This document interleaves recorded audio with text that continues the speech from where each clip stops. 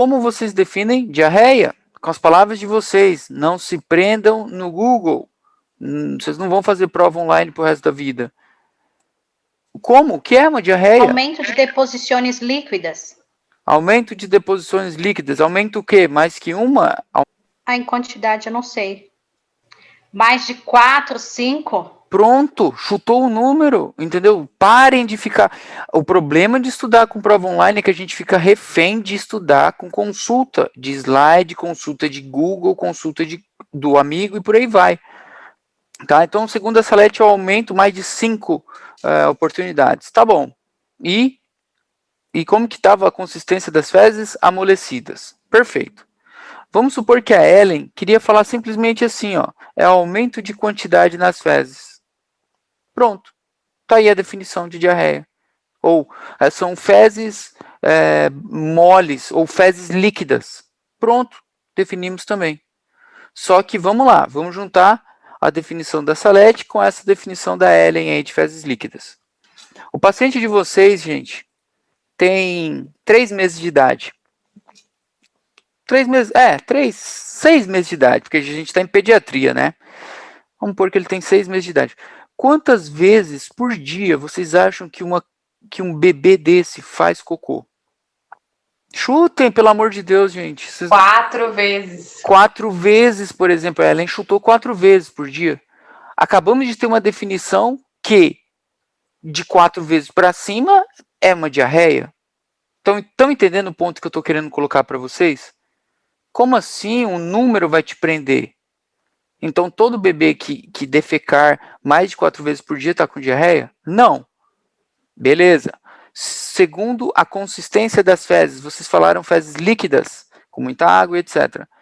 Um bebê desse, gente, ele se alimenta só de leite materno, exclusivamente, se Deus quiser. Qual a consistência das fezes dele? Líquida, mole. Líquida, mole. Então, como que eu vou definir a diarreia num bebê simplesmente como fezes líquidas e por 4 oportunidades por dia? Estão me entendendo? Quebramos a definição da diarreia. Né? Temos que exercitar mais uma vez essa forma de raciocínio. Tá?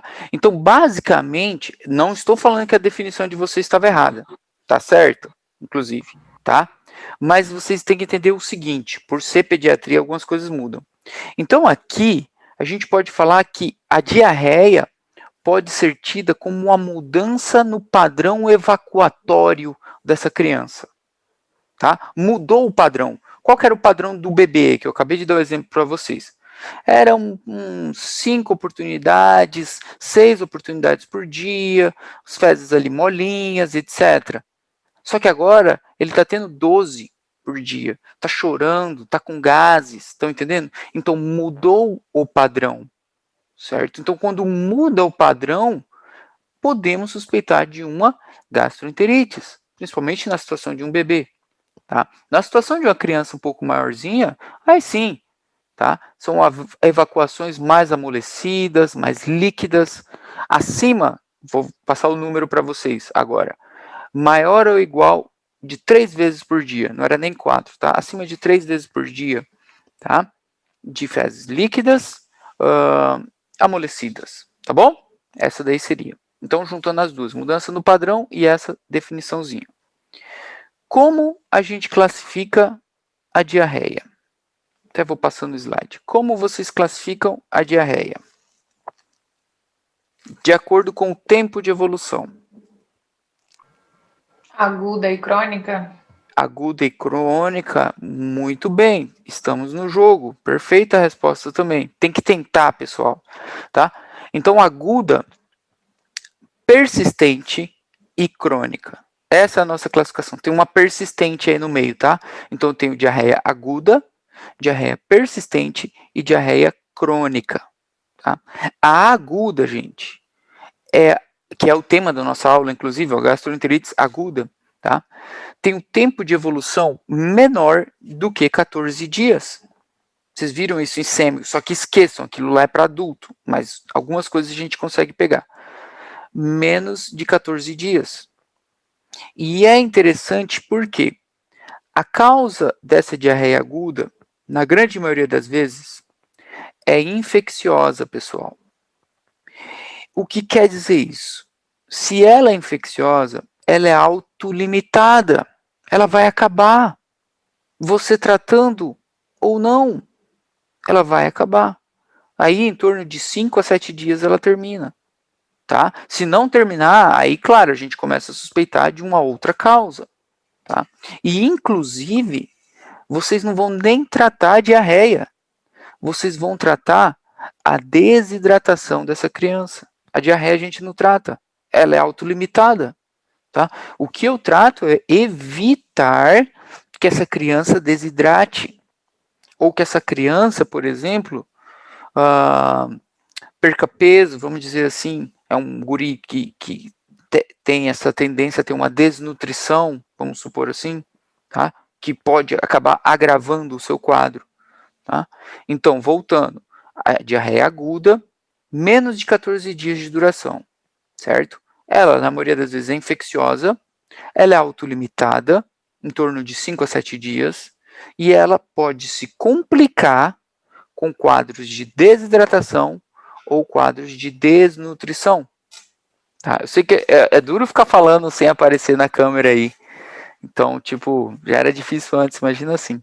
Mas em breve estarei de volta. Tá? A diarreia persistente, pessoal. Não, vou seguir o que a Ellen falou. A diarreia crônica, foi o que ela falou. A diarreia crônica, pessoal, é uma diarreia que tem um período acima de 30 dias. Alguns livros trazem acima de 28 dias, para ficar batendo com 14, tá? Mas dá na mesma, tá? Acima de 30 dias é uma diarreia crônica, tá? E, agora fica fácil, no meio, entre 14 e 30 dias, é o que a gente chama de diarreia persistente. Então, voltando, aguda, menos de 14 dias. Persistente, de 14 a 30 dias. E crônica, mais que 30 dias. Fechou. Classificamos a diarreia. Tá? E temos um quadro muito importante, que é esse aqui, ó. Disenteria. É a mesma coisa que diarreia, disenteria? Não. Porque a aparição de fezes com sangue é o que a gente chama de disenteria, tá? Então, fezes com sangue, com pus ou com muco, por exemplo, a gente chama de um quadro de disenteria. Ah, eu achei que fezes com sangue era hematoquésia, era melena, era sei lá o que, enterorrágia. Se acalma, tá? Disenteria é um quadro de uma criança com diarreia com sangue, tá bom? Por que isso daqui é importante para vocês? Porque vocês vão ver que o agente causal é outro, que o tratamento pode mudar, que o aspecto de gravidade vai mudar também, tá? Então é um quadro de disenteria, tá bom? Beleza? Estão pegando aí? Tá de boa? Tô falando muito rápido? Não tem? Não, tá tranquilo. Tá de boa. Tá de boa, beleza, beleza, pessoal. Vamos acordar, beleza, tá frio, tá, beleza. Então vamos continuar. Aqui tem uma tabela do Nelson, pessoal, tá? Aqui, pessoal, vocês não precisam saber isso aqui tudo, é claro, tá? Vocês têm que saber basicamente esses 3 mecanismos aqui, ó.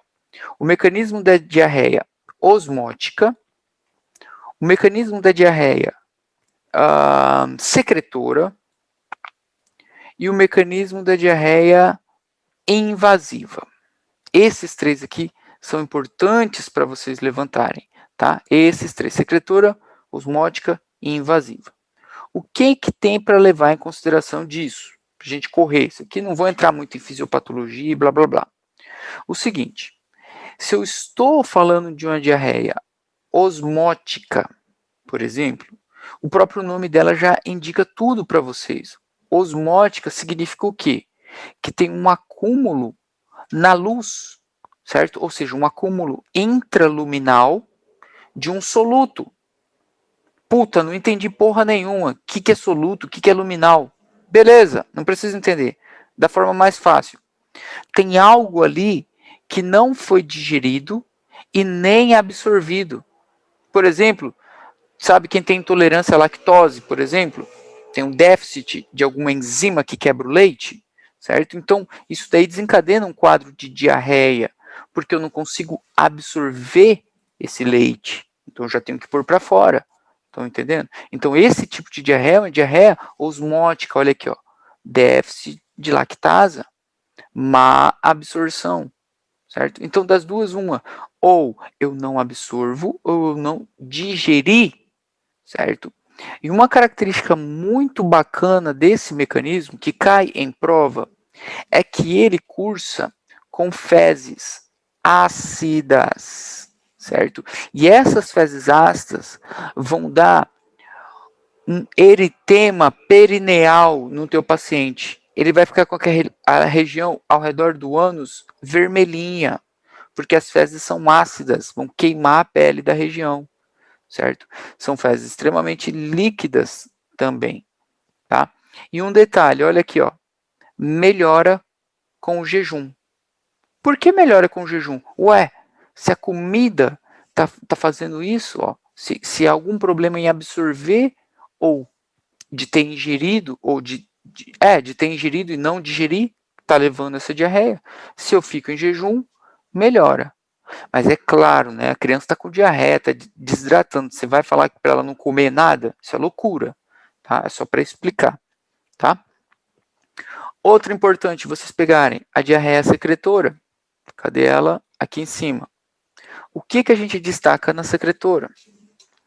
Deixa eu sublinhar o nome dela, secretora. Olha o nome dela, secretora. O que acontece nela? Aumento da secreção. Secreção do quê? De líquidos. Então, o enterocito, que é a célula que a gente encontra no aparato digestivo, começa a secretar mais eletrolitos, mais água. Então, se tem mais água, as fezes se tornam mais líquidas. Pronto. Ó, olha essa daqui, ó. Olha essa daqui. Quem lembra da diarreia da cólera, que era aquela diarreia água de arroz, lembra? Extremamente líquida. Era basicamente aquela água de arroz. É uma diarreia secretora. Tá entendendo? Muito líquido, certo? Então, inclusive, fisiopatologicamente, é um mecanismo enterotoxigênico. A gente vai ver já já isso também, tá? E outra coisa importante, ó, persiste mesmo em jejum. Ó, essa daqui melhora com o jejum. Essa aqui não. A secretora, o paciente sem comer nada, a diarreia continua, certo? Por quê? Que o meu enterocito está intoxicado, certo? Ele está liberando muito água. Aqui é alguma deficiência de alguma enzima, alguma coisa do tipo, certo? Então é diferente, tá bom? O mecanismo. E por último, a diarreia invasiva, que, ó, invasão, tá? Esse mecanismo, tá? O que predomina nesse mecanismo? Isso aqui, ó, inflamação. De novo, o próprio nome já diz para vocês. Invasivo quer dizer que temos um mecanismo enteroinvasivo, tá? A Shigella chama muita atenção. E olha como que tudo vai fazendo sentido. Ó. Esses pontos que eu estou destacando para vocês é o que pergunta em prova, tá? Ó, invasivo é a que tem inflamação, certo? Olha o agente etiológico bem aqui, Shigella, e olha isso aqui. Sangue nas fezes. E ninguém falou de sangue até agora. Eu falei líquidas e ácidas, sangue nas fezes, certo? E sangue ali nas fezes, no quadro de diarreia, a gente chama do quê, ó? Disenteria com sangue. Estão entendendo? Então é só ir juntando, tá? Essas informações. Porque é isso daí que eles vão perguntar para vocês. E todo mundo fala assim, nossa, aqueles mecanismos lá são super difíceis, etc e tal. Porque fica tentando decorar a tabela inteira, aí não adianta, aí vai virar louco, só pode, tá? Ó, então aqui aqui eu vou comentar com vocês, basicamente, de cada uma delas bem rápido, tá? Diarreia secretora, o que vocês têm que saber dela? O mecanismo dela, certo? Deixa eu puxar aqui o mouse. Enterotoxigênico, como eu tinha falado agorinha, certo? Então é uma secreção ativa de eletrolitos pelo enterocito. Pelo enterocito. Então, tem secreção de eletrolitos, certo? Então, as fezes são aquosas, tá? Um grande contenido de líquido. Pronto. Não tem sangue, porque sangue a gente vai deixar lá para a disenteria, tá? Então, esses são os achados, junto com aqueles outros. Ela é mantida em jejum, por exemplo, também vale a pena destacar, tá? A inflamatória, a enteroinvasiva. Não vou ficar perdendo muito tempo nisso, que a gente tem que falar do tratamento, que é o que importa, tá? Também destaco isso daqui, tá?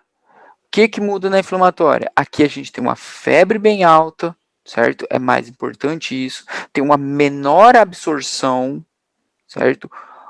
Tem uma menor absorção e as fezes podem ter sangue, tá? Não se esqueçam dessa daqui. Vamos ver outra. E a diarreia, essa diarreia de origem vírica é importante. O seguinte, mecanismo citopático. Beleza. Tá bem aqui ele, caso vocês queiram ver. O citopático. Penetração do vírus no enterocito. Então, como que funciona? Assim, ó, vocês vão destacar esse vírus aqui, ó, o rotavírus. Eu tinha comentado o rotavírus com vocês nas aulas de infecção de vias aéreas, certo? E aí vocês lembram que tinha ele como agente de infecção de via aérea, onde o paciente ia ter sintomas de vias aéreas com diarreias, com diarreia. Tipo, por que a criança tem sintoma respiratório e diarreia também? Porque ele está com rotavírus, tá?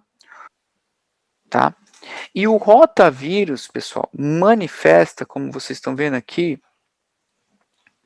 com um quadro de mecanismo tanto osmótico quanto secretor também. E ele faz o seguinte, lá nas vilhosidades. As vilhosidades são assim, ó, deixa eu explicar uma coisa para vocês. Tá? O mecanismo osmótico dele. Isso aqui eram as vilhosidades do intestino, certo? Que absorviam e etc. O rotavírus, ele vai invadindo essas células, né? O mecanismo dele citopático lá em cima, como vocês viram, certo? Ele vai invadindo o enterocito daqui e leva a um acortamento das velhosidades. Elas ficam mais curtas. Então, se está mais curta, vocês estão entendendo? Tipo, tem menor espaço para absorção, por exemplo. Certo? Então, se eu estou absorvendo menos o meu conteúdo, ele está passando mais rápido aqui. E o paciente vai ter diarreia. Fim. Tá? Então, querendo ou não, também atua como um tipo de mecanismo osmótico, o rotavírus. Tá? E aí, o que faz com essa velhosidade aqui, gente? Ela vai ficar curta para sempre? Não, ela vai se regenerar com o tempo. Os enterocitos vão criando novos enterocitos. Tá? E o que estimula essa regeneração dos enterocitos aqui é justamente a passagem de alimento. Então, a criança deve continuar comendo, porque quando ela come, a passagem de alimento faz com que estimule a regeneração desse epitélio intestinal.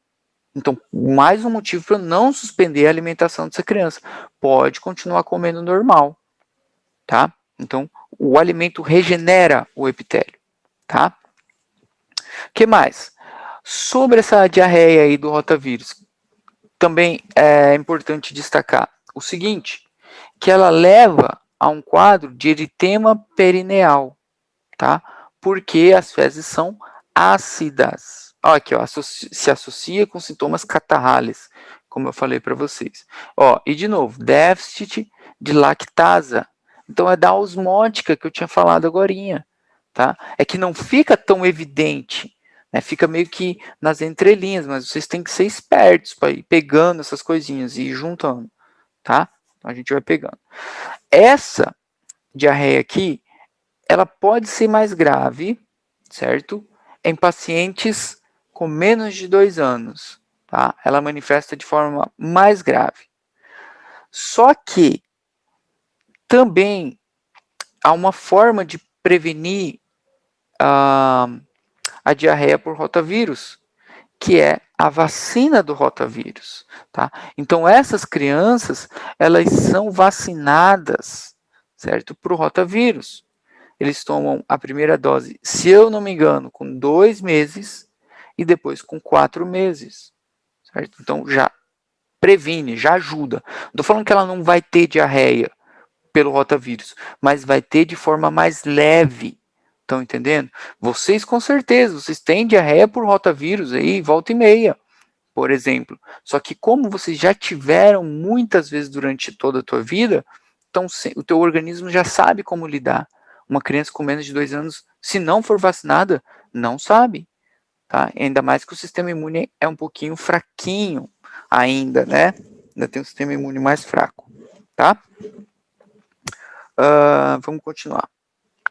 Aqui é outra tabela do Dr. Rock que ele cobra em prova, tá? Então, essa tabela aqui vocês têm que focar, certeza que isso aqui é o que ele pergunta. E essa daqui dele, tá? Alguma coisinha ele pergunta. Aqui é tipo o mecanismo, tipo de mecanismo que ele pergunta, tá? E aqui são essas características especiais aí que eu fui falando para vocês, tá? Mas, enfim, tá dado aí as questões para vocês já, tá? Que mais? Sobre a etiologia, sobre a causa da diarreia.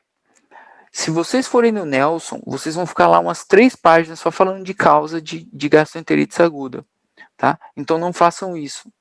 Uma delas vocês já sabem, que é a principal de infecções virais, que são os rotavírus. Deixa eu escrever aqui.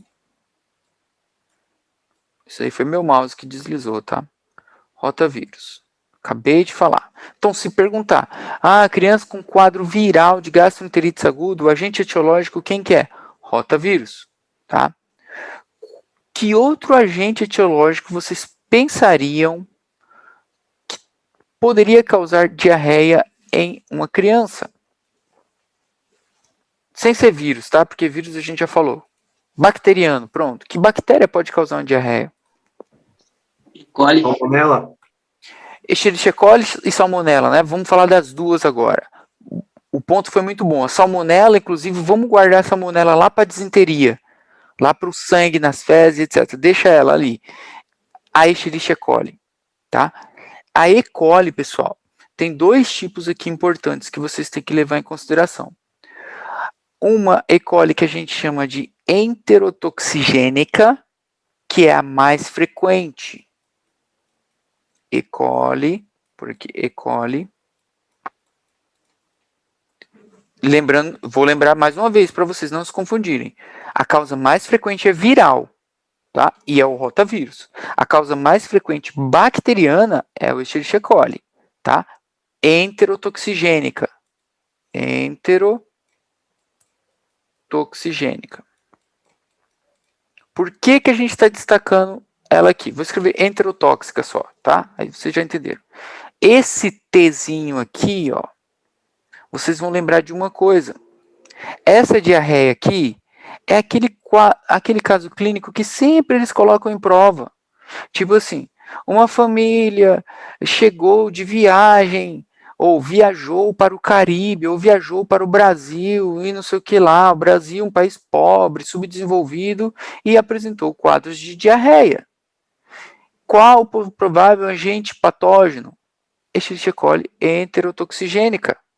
Aqui, gente, nós estamos falando da diarreia do viajante. Já ouviram falar, né, da diarreia do viajeiro, né? Então, eu sempre lembrei de uma coisa, ó. Fica mais fácil do que viajeiro, tá? Esse T de enterotoxigênica é o T de turista. Eu sei que é podre isso daqui, tá? Mas é o mesmo T de turista. Aí você lembra que é o cara que está viajando, tá? O mecanismo dela, gente, é secretor também, tá? Porque aqui, ó, enterotoxigênico. Se vocês voltarem, eu falei lá atrás. Enterotoxigênico era um tipo de mecanismo. Escherichia coli enteroxigênica. O nome dela já te diz. É a do turista, tá? E tem uma outra E. coli que eu destaco ela para vocês, não pelo nosso tema de hoje. Poderia ser como diagnóstico diferencial, que é a enteropatogênica. Enteropatogênica. enteropatogênica. É ruim escrever com o mouse, né? Eu vou pôr só enteropatogênica, tá? Patogênica. E destaquem o P aqui. Porque essa letra P de enteropatogênica vai representar para vocês que essa é o agente mais frequente na diarreia persistente. Persistente. Tá entendendo? Então, se aquele quadro de diarreia dessa criança passou de 14 dias, está com 20 e poucos dias, opa, pode ser um quadro de Escherichia coli enteropatogênica. Tá? Já não é mais a do viajeiro. Estão entendendo? Então, a gente vai trocando. Seria como um diagnóstico diferencial. Tá? O outro agente causal que vocês mencionaram aí foi a salmonela. Vamos usar a salmonela. Vou usando as informações que vocês vão trazendo. Tá? Para falar da salmonela, vamos falar da disenteria. E a disenteria era o que? Era aquelas fezes com sangue. Disenteria. O agente causal, pessoal, mais frequente da disenteria, tá? Não é a salmonela, mas já vou falar, tá? Imagine um pouco, os pais dessa criança estão lá com a criança com diarreia e agora estão vendo sangue saindo. Qual seria a reação de vocês ao ver isso? Sair sangue, fezes com sangue. Qual seria a reação de vocês? Vocês vão ficar felizes, vão ficar tristes, vão se assustar, vão o quê? Levar para o hospital, ué. Levar para o hospital. Então o Bruno se assustou. Olha que ridículo isso daqui também. É igual o T do turista. Então, pô, você se assusta ao ver sangue. Então, você viu o sangue ali, você fala, xiii, puta, tem sangue, cara. Xiii, é sangue. Então, o agente mais causal aqui é a Shigella. Essa foi pior do que a do turista, né? Shigella, pessoal. Falou de sangue, é xiii, tem sangue, cara. É Shigella. Esse é o agente mais frequente causal de disenteria, tá? Mecanismo invasor, tá? Causa o quê? É uma diarreia com febre, com dor, com tenesmo, com sangue, com transtornos neurológicos, inclusive, tá? Então é a Shigella a mais frequente. Xiii, tem sangue, tá? A salmonela que ele falou também poderia entrar aqui também, tá? Eu ia colocar ela aqui embaixo. A salmonela. Ô, Jesus. Salmonela, deu para escrever, tá? E aqui também tem uma outra E. coli, tá, pessoal? Mas olha como essas E. coli parece que são difíceis, mas fazem sentido o nome delas. Se tem uma Escherichia coli que cursa com sangrado, olha o nome dela, ó, Escherichia coli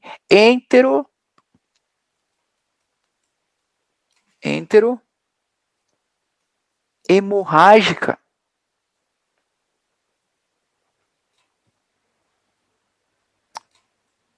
Enterohemorrágica. Escreva hemorrágica aí na casa de vocês. Escherichia coli enterohemorrágica. Então, sangue nas fezes também. Só que agora, ó, como que eu diferencio de uma Shigella, então? Aqui, ó, sem febre. Caiu um quadro clínico lá para vocês, um quadro de disenteria. O paciente não tem febre, é esse aqui, ó, Escherichia coli, tá? Não vai ser Shigella. Na maioria das vezes vai ser Shigella, tá? Porque é o mais frequente. Beleza? Então aqui já falando de todos os agentes, a etiologia. Viral é a mais frequente. Qual que é o vírus mais frequente? Rotavírus, tá? Pode ter bactéria? Pode. Escherichia coli. Enterotoxigênica é a do turista. Enteropatogênica, a persistente. Tem outras bactérias, tem cólera, mas vocês vão falar de cólera. Quem que tem cólera aí? Entenderam? Então, não, Vibrio cholerae, ou Vibrião colérico, diarreia com água de arroz, aí também, mas acho que não, tá? Beleza. Que mais? Ah, o diagnóstico, acabei de falar para vocês, gente, o diagnóstico da diarreia é clínico, tá? é clínico. Mais uma vez, vocês podem pedir exame, mas, porra, vou pedir exame para quê? Vou pedir um raio-x para quê? Tá? A não ser que eu suspeite de complicações. Tá? Mas, na grande maioria das vezes, o diagnóstico é clínico. Tá? Aqui vem trazendo alguns sintomas, ó, e os prováveis patógenos, mas vocês vão se matar se for para decorar isso. Tá? O Campylobacter também causa disenteria, tá? Esqueci de falar. Ó, provas complementares habitualmente não são indicadas, certo? Até porque o guri ali é um quadro rápido também, inclusive. Hemograma, ó, muito pouco valor e por aí vai, tá? Isso aqui, esse FMF é frotes de matéria fecal, tá? Frotes de matéria fecal, tá? Ó, pH ácido, falou de pH ácido, rotavírus, tá? Dele que estamos falando. Então, se o nosso diagnóstico é clínico, pessoal, como que vocês avaliariam um paciente com diarreia? Vocês vão bater o olho numa criança e o que vocês esperam encontrar? Pensem. Chegou a mãe lá para vocês assim, ó, agora. Doutor, trouxe meu filho aqui porque faz 5 dias que ele está com diarreia em casa. Está com um aumento no número das evacuações de consistência líquida e fora do padrão. A mãe já te deu o diagnóstico. Você vai bater o olho nessa criança e aí, o que você espera encontrar nessa criança? Olhando ela. Pensem. Falem aí qualquer coisa. Signo de desidratação, Angel? Signos de desidratação. Quais? A língua. A língua. Olha a língua. O que tem a língua? Vai estar vermelha? Vai estar azul? Vai estar branquinha. Vai estar seca? Vamos dizer assim? É, seca, branquinha. Beleza. Uhum. Então, temos um achado aqui. A Carla falou que ia pedir para olhar a língua. E a boca? Vamos pôr a boca junto. Boca seca, língua seca. O que mais? Pensem. A criança chegou para você. Na pele também, né? O que tem a pele? Quando você puxa, o doutor ensinou. Quando... Demora para voltar. Ah, é um sinal. Isso daí se chama signo del pliegue. É o sinal da prega. Realmente, sinal da prega. Se vocês fizerem... Mas puxa onde, Salete? Pode ser no braço. Beleza. Na mão. Perfeito. Pode ser no abdômen, na mãozinha. Se vocês fizerem na casa de vocês aí, a câmera está desligada, senão eu ia fazer aqui em mim. Ela tem que voltar instantaneamente. Em sinais de desidratação, ela demora mais para voltar. Muito boa essas duas colocações. Falem outro. Vamos levantar... Decaimento do estado geral, né? Decaimento do estado geral. Tá, pode ser. 3. É, porque criança normalmente é muito ativa, né? Eu penso que a criança vai vir assim meio que decaída. Muito boa também. Temos 3, falta 2. Pensem. Sem esses dados aqui, vocês não fazem um cálculo de desidratação, hein? Ah, tá. Urina. Se a criança tá urinando a urina. A urina, tá urinando pouco, né? Pode ser. Indica desidratação. Último, só mais um. O choro, quando ela tá chorando, não sai lágrima. Ah, não sai lágrima. Não sai lágrima. O gurizinho tá seco, isso mesmo. As lágrimas. Além do que as lágrimas, o olho pode estar vermelhinho, pode estar seco também, certo? Então vamos levantar aqui, ó. Prestem atenção. Precisamos, na verdade, o diagnóstico a gente já tem, pessoal. O diagnóstico a gente já tem. A própria mãe já te deu o diagnóstico. Isso que eu acabei de falar para vocês. A mãe já chegou e te falou. Agora, o que a gente tem que saber é o seguinte: avaliar o estado de hidratação dessa criança. O diagnóstico eu não estou mais nem aí. Eu quero saber se essa criança está desidratada ou não. Tá? Como que a gente faz isso? A gente faz isso com um bom exame físico. Tá? O primeiro quesito que a gente pode avaliar, o Nelson traz, tá? É o peso da criança. Só que esse eu acho um quesito muito furado. Porque, tipo assim, a criança chegou pra ti, quanto que teu filho pesa? Ah, pesa 20 quilos. Tá bom, e daí? Quanto que ele pesava ontem? Você vai perguntar? Tipo, é um dado que eles trazem na teoria. Mas na prática fica meio estranho ficar perguntando. Ah, e antes de ontem, qual que era o peso dessa criança? Ninguém pesa todo dia. Então, deixem de ladinho o peso aí. Um dado importante, agora sim, a ectoscopia dessa criança, tá? Vamos avaliar as condições dessa criança. Acho que foi a Salete que falou, o estado general, certo? Decaído, está ativo, está irritado, está sonolento, lembra? Outro, os olhos dessa criança. A criança pode estar com os olhos fundos. Vou pôr aqui para vocês uma criança. Agora tudo faz sentido. Essa foto é do Nelson, inclusive. Os olhos fundos da criança, o estado da criança decaído, a ausência de lágrimas, por exemplo, como a Mirella falou, como a Carla falou, a boca seca, a língua seca. E outro, a criança tem sede, quero tomar água, a criança está com sede. Isso aí tudo nos indica que essa criança está desidratada, certo? Na ectoscopia, só bater no olho aí nessa foto, por exemplo, certo? E podemos também fazer um exame direto, né? Que seria tipo uma palpação, né? Então, na palpação, vocês estão vendo aqui, ó. Ó, isso aqui também foi falado por vocês. Esse é o sinal da prega. Eu aperto e ele tinha que voltar na hora. Aqui ele demora para voltar. Está desidratado. O pulso dessa criança pode ser um pulso fraquinho também. Tá? E dependendo, pode chegar a ser um pulso filiforme, que é aquele pulso do choque. A criança pode entrar em choque hipovolêmico, tá? Um pulso mais fraco, aquele pulso parvus tardos, que vocês viram no passado. Tá? E um muito importante que vocês sempre esquecem, o enchimento capilar, o lhenado capilar. Então, aqui vocês estão vendo um dedo, né? Então, vocês lembram, eu aperto na unha, certo? E o normal é voltar automaticamente. Na verdade, o normal, gente, é voltar em menos de 2 segundos. Tá? Hein? Oi. Essa prega é só na barriga que faz? Cara, No abdômen? pode fazer no abdômen, como vocês estão vendo na foto do Nelson, e você pode fazer na mão, no dorso da mão. Não na palma da mão, tá? No dorso da mão também, e ela tem que voltar na hora, tá? O que eu tava falando mesmo? Do enchimento capilar, gente. Menos de 2 segundos é normal. O de vocês na casa aí deve estar menos de 2 segundos, tá? A gente usava isso para anemia também, tá? De 2 a 5 segundos é considerado um enchimento lento. E acima de 5 segundos, um enchimento muito lento. Tá? Então, 2 é normal, de 2 a 5 é lento, e acima de 5, muito lento. Por mais que alguns livros trazem que de 3 a 5, mas pelo amor de Deus, 2 a 5, 3 a 5 é a mesma porcaria. Não se matem com essas coisas, tá? Tudo a mesma coisa, tá bom?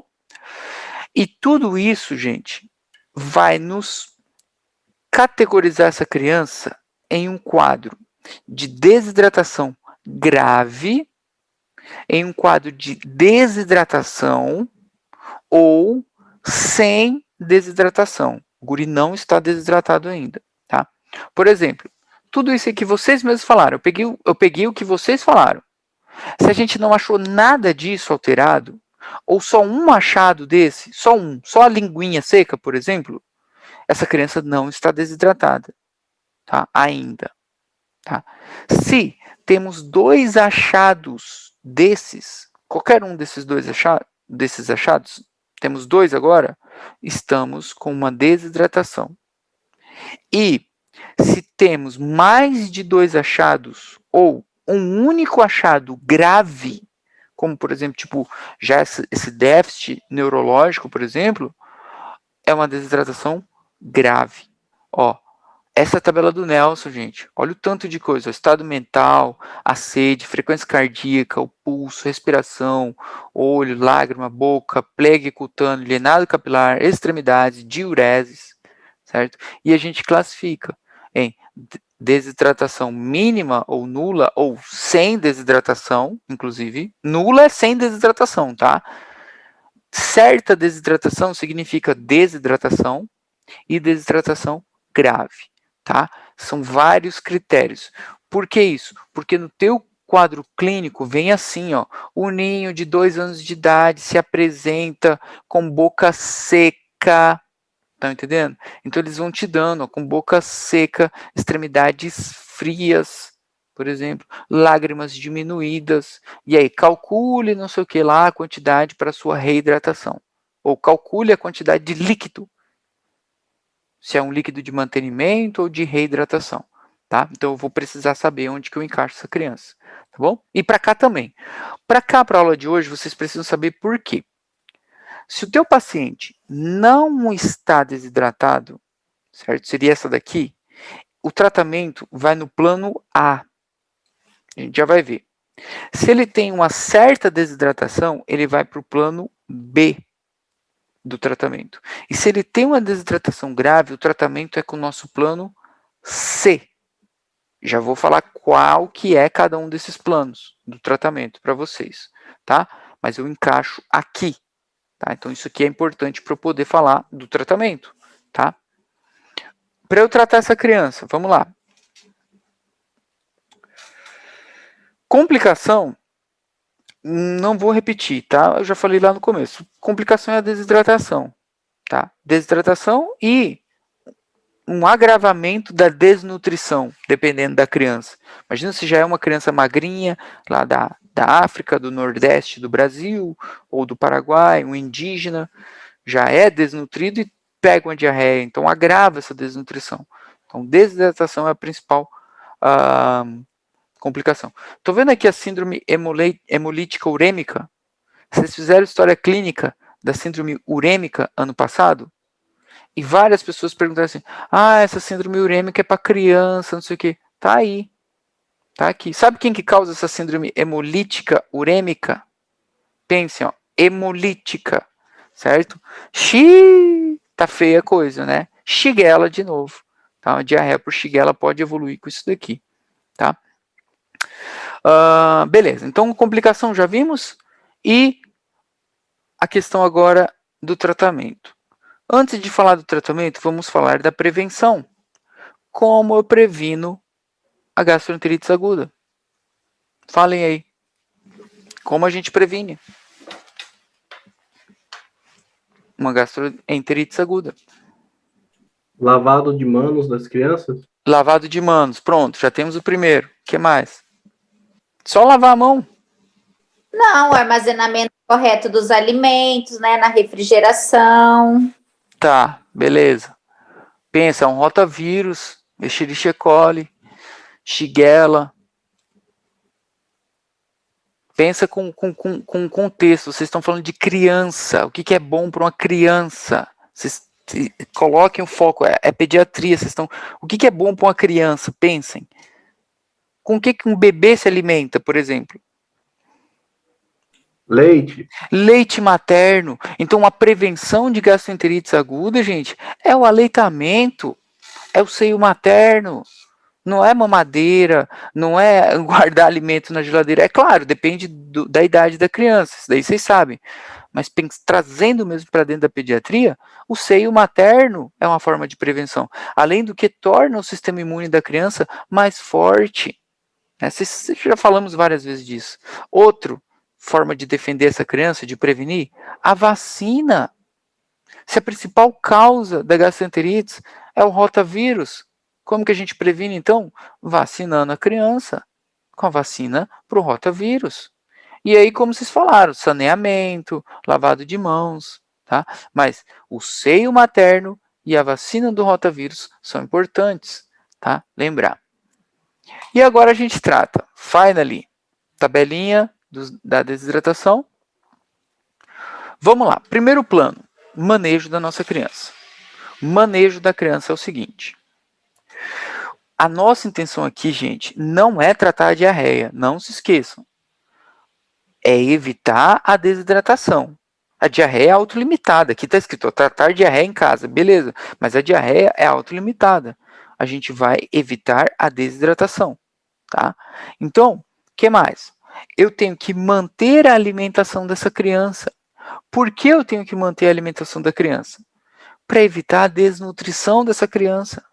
Além do que eu expliquei para vocês lá atrás, que quem vai regenerar as velhosidades é o alimento passando ali, certo? Então, ajuda a recuperar o epitélio intestinal, certo? Então, eu tenho que evitar desidratação, eu vou tratar a desidratação, o meu foco é tratar a desidratação, eu vou manter a alimentação e, como eu sempre estou trazendo para vocês ultimamente, o que eu não devo fazer?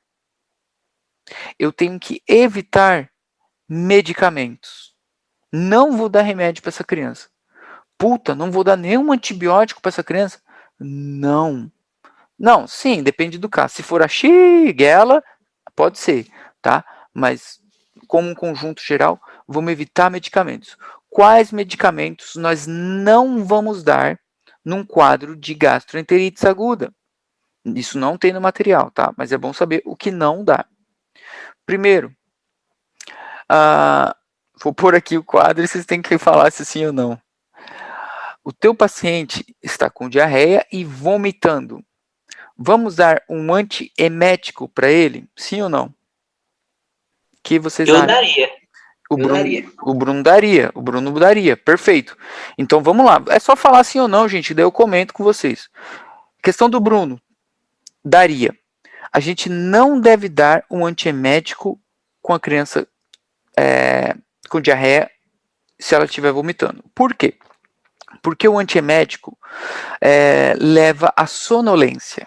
E o nosso tratamento aqui, basicamente, é que a criança ingira líquido, beba. Tá? Seja o soro caseiro, seja uma solução de reidratação oral, a criança tem que estar acordada para beber ou para comer. Então, uma criança dormindo me atrapalha o tratamento. O antiemético causa sono, tá? Metoclopramida, inclusive. E aí vem um porém, que dou razão para o Bruno, tá? Por quê? Isso tá fora, tá? Isso daqui o Nelson não traz e é contraindicado, só que o pessoal faz, o pessoal dá. Tem um antiemético que é usado para o tratamento do câncer, ou seja, o tratamento do câncer é muito forte, então leva muitos vômitos nos pacientes. E eles dão esse, que é o Ondacetran, certo? O Ondacetran é um antiemético que pode ser usado aqui porque ele evita os vômitos. Então eu dou o Ondacetran para essa criança, ela não vai vomitar. Então vai melhorar o meu tratamento. Então ele vai conseguir se alimentar direitinho, comer direitinho, sem vomitar, tá? Mas isso a OMS não recomenda. Não é recomendado. Mas tem muita coisa que não é recomendado por ela que o pessoal faz, tá? Numa prova, o que vocês deveriam pôr? Que não dou antiemético, tá? Infelizmente. Outro ponto, um antiespasmódico, eu dou para essa criança? Sim ou não? Ela está com diarreia. Vamos dar um antiespasmódico? Não tem problema. Também. Vamos dar também. Está com diarreia? Não, vamos na primeira resposta do Bruno. Está com diarreia, vamos dar um antiespasmódico para dar uma diminuída, né? Não damos também. Por quê? Se eu dou uma diminuída no fluxo intestinal dessa criança, por exemplo, eu estou retendo patógenos. Eu estou retendo enterocitos invadidos por rotavírus, eu estou retendo Escherichia coli ali dentro, eu posso estar retendo Shigella ali dentro, certo? Então, não. Eu posso, inclusive, levar essa criança a ter um quadro de megacólon tóxico. Então, nada de antiespasmódicos não, tá? Eu dou, agora vai, eu dou antipirético para essa criança, ela está com febre e diarreia. E aí? Vamos, gente? Sim ou não? Sim. Sim, vamos. Antipirético. O antipirético a gente dá para a criança. Não damos o antipirético também. A febre incomoda muito os pais, mas prestem atenção numa coisa. O antitérmico, gente, leva a quê? A sonolência de novo. Se a criança está dormindo, como que eu vou dar o soro caseiro ou a solução de reidratação oral? Ah, mas e a febre? O que eu faço? Sabe por que essa criança está com febre? Porque ela está desidratada. A desidratação leva a uma hipertermia. Então, na hora que essa criança começar a ser reidratada, a febre vai passar. Não é por causa do antitérmico que vai melhorar com líquido. Estão entendendo como que, tipo, os pais vão querer, olha, me dá um dipirona aí, porque meu filho está com muita febre. Dependendo da pressão, você pode até dar, mas não é isso que vai resolver. O que vai resolver vai ser a reidratação dessa criança, tá? Então, olha lá, não dou antiemético, segundo a teoria, com ressalvas que podemos dar. Não dou antiespasmódico, não dou antipirético. Eu dou antibiótico? Não dá antibiótico, hein? Não vamos dar antibiótico. Então, o antibiótico a gente não vai dar também, beleza? Não vamos O dar. antibiótico não dá mais ainda? Antibiótico a gente não dá, a gente está com um quadro viral, é um rotavírus. Não, eu tô te falando assim, o antibiótico não dá mais diarreia ainda? Tem gente que tem sim. um efeito colateral do antibiótico. Beleza. Por que não dar um antibiótico? Primeiro, para a gente evitar dar antibiótico para criança. De ficar socando antibiótico, isso daí é viagem, isso não se faz. A gente viu muito isso na aula de respiratório. Segundo, realmente, pode ter um efeito colateral de causar mais diarreia. Tá? Terceiro, porque o nosso agente causal não é bacteriano, inclusive é vírico, na grande maioria das vezes, tá?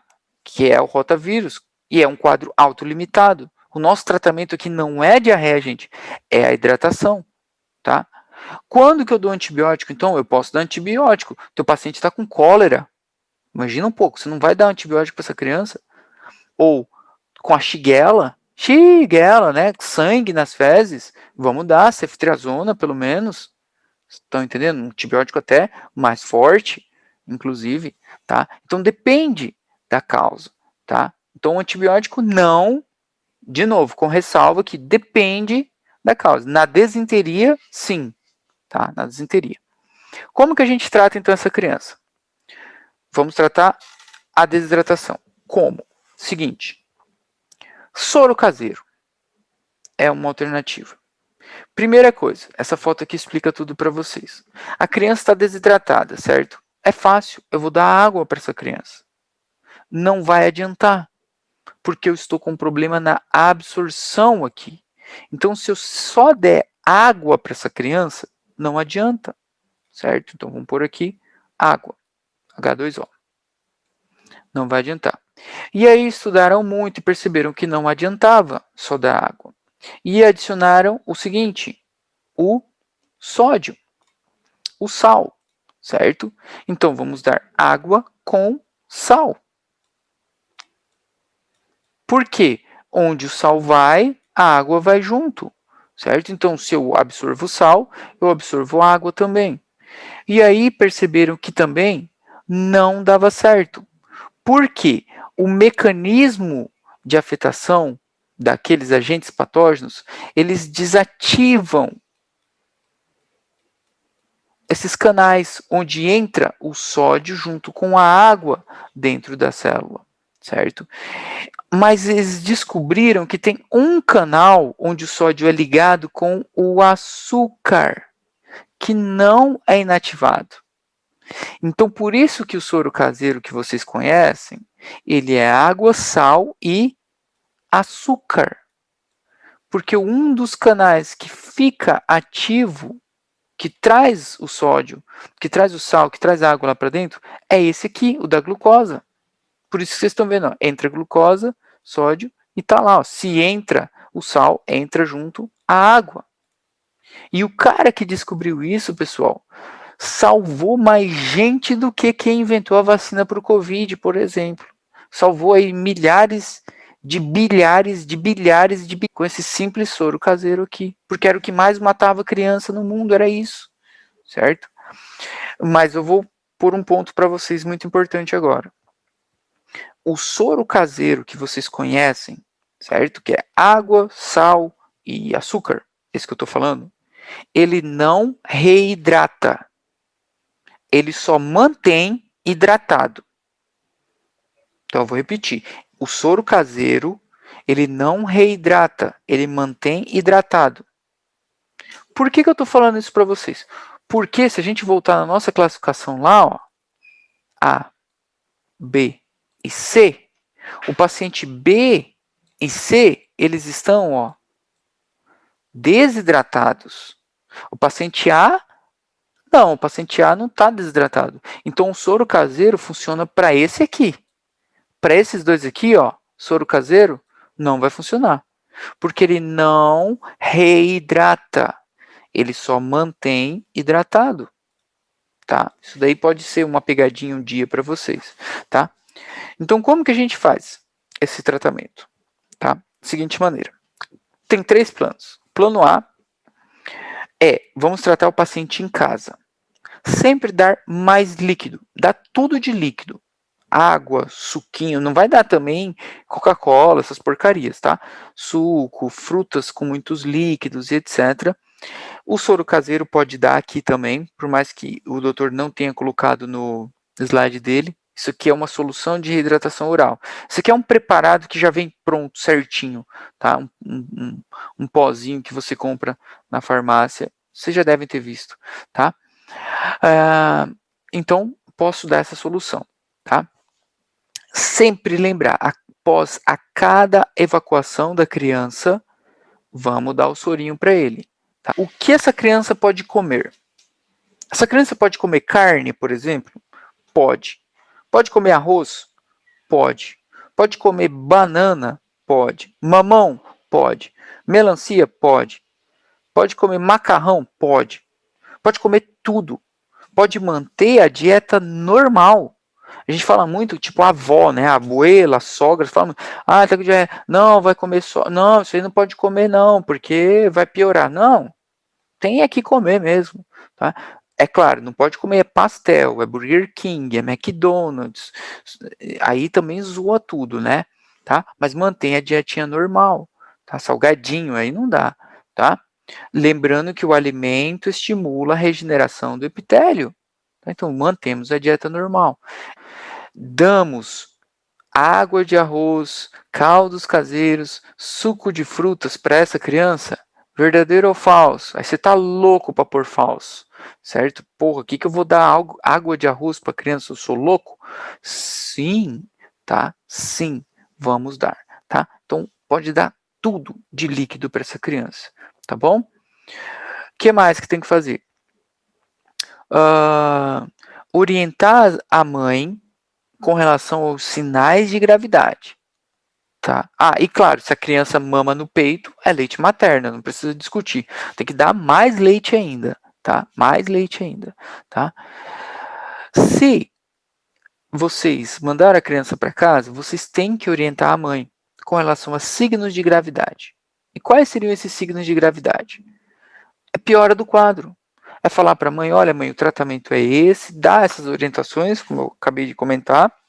Só que se a senhora perceber que os vômitos estão muito repetidos, estão aumentando em frequência, se o teu filho falar que está com muita sede, se ele não quiser comer, se ele tiver febre, porque a febre é por causa da desidratação, lembra? Eu falei para vocês.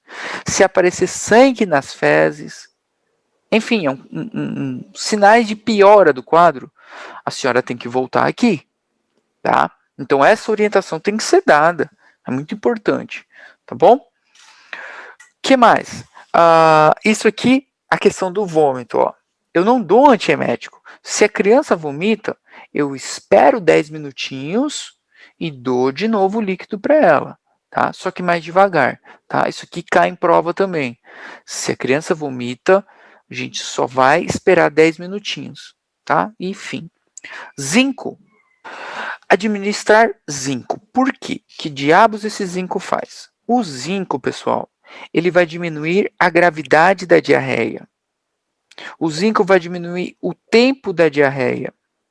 E o zinco vai diminuir a possibilidade de recidiva dessa diarreia também. Tá? Então, por isso é interessante administrar o zinco. Tá? Porque diminui a gravidade, o tempo e a recidiva. Vamos evoluir. Plano B, agora fica fácil, porque vocês já entenderam tudo. O plano B, gente, é o nosso paciente já desidratado, não tão grave ainda, tá? Qual vai ser o tratamento dele, gente? Soro de reidratação oral. Só que agora não vai comer mais, tá? É líquido nessa criança, tá? A não ser que a criança esteja mamando no peito, tá? Aí é a única exceção. O único alimento nessa situação aqui é o peito, tá? É o leite materno. Esse não se suspende, tá? Agora, alimento aqui, não. Ó, coloquei aqui, ó, começar a alimentar só quando ele consiga, tá? Logo que ele melhore, ele vai ser alimentado, tá? Outra coisa, a administração do soro, eu não falei aquela hora, mas tem uma foto aqui, eu lembrei. Não tem que ser dado numa mamadeira, tá? Tem que ser dado em uma colherzinha ou num copo. Porque na mamadeira, eu tenho chance de contaminar essa mamadeira e piorar o quadro, por exemplo, tá? Então, numa colherzinha ele é dado, tá? Então, vai pegando com a colherzinha e colocando na boca da criança, sem dar comida para essa criança, tá? Eu posso dar essa desidratação. Ah, a criança está desidratada no plano B. Posso fazer já um tratamento intravenoso, sei lá, soro fisiológico nessa criança, então? Poder pode, mas não deve, tá? Por quê? A via oral está disponível ali e a criança vai melhorar por via oral, tá? Com a solução de reidratação oral, tá? Não vou fazer intravenosa, não. Por mais que se fazem bastante, tá? Mas não, deixa aqui, tá? Lembrar que se a criança estiver com febre, eu não dou antitérmico, tá? A febre é porque ele está desidratado, tá? E o plano C, para a gente terminar, é o seguinte, aqui a desidratação é grave, tá? Aqui, com certeza, a hidratação é hidratação venosa, tá? Imediata e rápida, tá? É o que a gente chama de fase de expansão, tá? Fase de expansão, tá? Como que ela funciona? Aqui no slide está como 20 ml por quilo peso, tá? Eu vou passar uma conta aqui para vocês. Claro que vocês não vão seguir essa minha conta, mas faz mais sentido, tá? É o seguinte, essa hidratação, ela é feita com soro fisiológico, 0,9%, certo? Rápida tem que ser, tá? E quantos que eu vou reemplaçar nessa criança? 100 ml por quilo da criança, tá? Por quilo peso, tá? E aí tem uma diferença. Em ninhos maiores de 1 ano,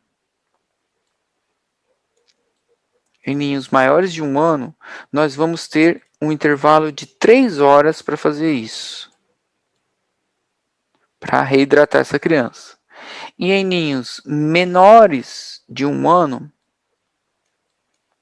nós vamos ter um intervalo de 6 horas para fazer isso. O menor de 1 ano é mais lento, tá?